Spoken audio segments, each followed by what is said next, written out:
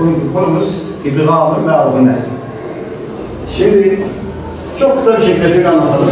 İdgâm-ı me'lûne, tenvin veya sakin bundan sonra me'lûne harfleri dediğimiz 4 tane harf gelirse yemru dediğimiz ye, mim, nun ve vav harfleri geldiği zaman idgâm-ı me'lûne yapabiliriz. Bir örneğimizi yazalım tahtaya. Men ya'mel. Normalde bunun okunuş şekli, tecvidsiz bir okunuş şekli men ya'mel. Bunu tecvidde okuduğumuz zaman ne yapacağız? Yapacağımız şey çok basit. Buradaki nun harfini ne yapıyoruz? İptal ediyoruz. Ya harfine şedde koymak suretiyle idgâmımızı yapıyoruz. Men ya'mel. Men ya'mel. Yaparken biraz da Bismillahirrahmanirrahim.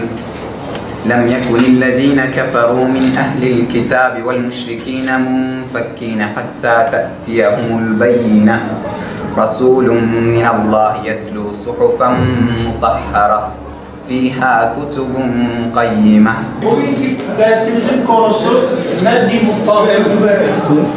Meddi Muttasıl'ın tarifi harf-i medden sonra sebep med olarak hemze gelir ve ikisi bir kelimede bulunursa meddi muttasıl olur.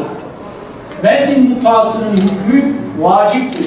Yani bu meddi en az 2 el çekmek gerekir, zorunludur.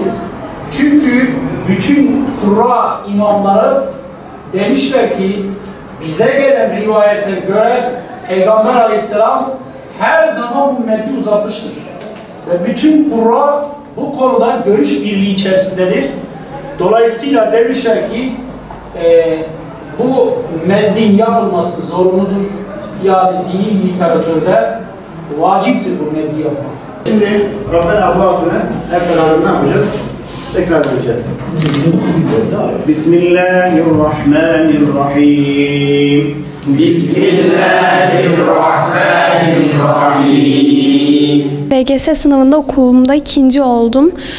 Bu konuda okulumuzda hem dini eğitim hem de diğer derslerde yani akademik eğitimler aldık ve öğretmenlerimiz genelde yani çok fazla ilgilendiler bizimle. Hem Arapça hem Kur'an-ı Kerim hem de siyer derslerimizi diğer okullardan farklı olarak ek olarak gördük. Bu konuda okulumuzdan çok memnunuz. Adıyaman'da 1. oldu. Evet, dereceye girdim. Okulumda 3. oldum. 4 yıllık bir eğitim sürecini geride bıraktım. Biz bu okulda hem ahlaki erdemlerimizi hem de akademik bilgilerimizi geliştirdik. Okulumdan ve öğretmenlerimin ilgilerinden çok memnunum. Çünkü gerçekten üzerimize düştüler. İlgilendiler bizimle. 1. dönem okulda yani 8. sınıfın 1. döneminde okulda çok güzel bir eğitim gördüğümü düşünüyorum. 2. dönem kendi imkanlarımızla çalıştık ama öğretmenlerimiz canlı derslerimizde çok yardımcı oldular. O yüzden teşekkür ederim emeği geçen herkese. Öncelikle bir imam hatipli olarak böyle bir şeyi başarmış olmanın gururunu yaşıyorum. Okulumda 4. oldum LGS sınavında. Okulumuz bu bağlamda çok iyi bir okul. Hem dinimizi öğreniyoruz, aynı zamanda akademik başarımızı da ileriye taşıma fırsatı buluyoruz. Peygamber Efendimizin hayatını, Kur'an-ı Kerim'i daha güzel okumayı, Arapçayı öğreniyoruz. Tercihimi de bu yüzden İmam Hatip'ten yana kullanmayı düşünüyorum. Herkese de böyle yapmasını tavsiye ediyorum. Liselere geçiş sınavında okulumuzda 5. oldum. Okulumuz hem ahlaki eğitim anlamından hem akademik eğitim anlamında ve sosyal faaliyetler açısından çoğu okuldan daha iyiydi. Öğretmenlerimiz bu süreçte bize çok yardımcı oldular. Hepsine buradan teşekkür ediyoruz. İmam Hatip okullarında hem kendimizi akademik yönden geliştirirken hem de ahlaki yönden geliştirdik. Öğretmenlerimiz olsun, okuldaki aktiviteler olsun, bu konuda her şeyden çok memnunuz.